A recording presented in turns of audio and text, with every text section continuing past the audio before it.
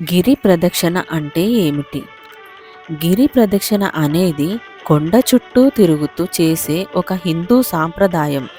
దీనిని గిరివలం అని కూడా అంటారు. భక్తులు తమ కోరికలు నెరవేరాలని, పాపాలు తొలగిపోతాయని, మోక్షం లభిస్తుందని నమ్మి గిరి ప్రదక్షిణ చేస్తారు.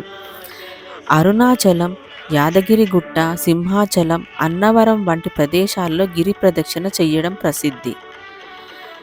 గిరి ప్రదక్షిణ ఎందుకు చేస్తారు? గిరి ప్రదక్షిణ చెయ్యడం వల్ల పాపాలు తొలగిపోయి పుణ్యం లభిస్తుందని భక్తుల నమ్మకం. గిరి ప్రదక్షిణ చెయ్యడం వల్ల భక్తులు కోరుకున్న కోరికలు నెరవేరుతాయని నమ్ముతారు. గిరి ప్రదక్షిణ చెయ్యడం వల్ల మరణాంతరం మోక్షం లభిస్తుందని భక్తులు విశ్వసిస్తారు. అరుణాచలంలో గిరి ప్రదక్షిణ చేయడం అనేది చాలా ముఖ్యమైనది. ఇది దాదాపు 14 కిలోమీటర్ల దూరం ఉంటుంది మరియు భక్తులు సాధారణంగా 3-4 గంటలలో పూర్తి చేస్తారు. అరుణాచల గిరి ప్రదక్షిణ చెయ్యడం వల్ల అనేక పుణ్య ఫలాలు లభిస్తాయని నమ్ముతారు.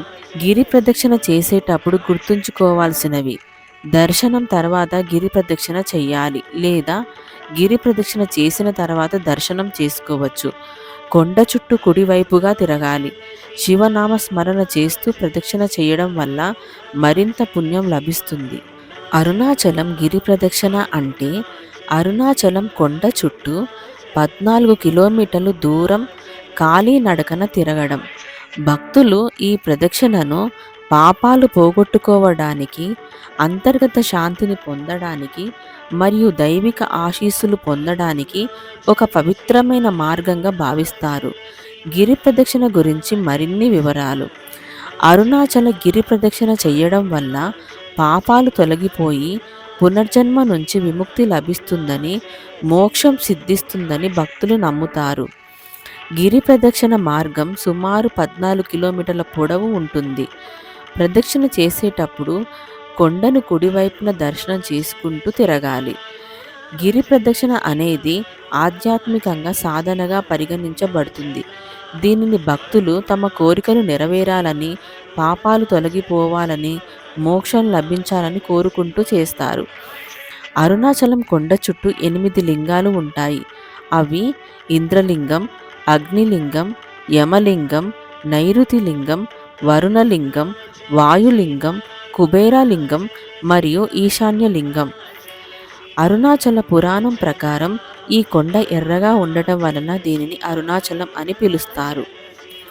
సాధారణంగా అరుణాచలం ఆలయ గిరి ప్రదక్షిణ ఉదయం 4 గంటలకు లేదా సాయంత్రం 4 గంటలకు లేదా రాత్రి 10 గంటల తర్వాత ప్రారంభించడం మంచిది.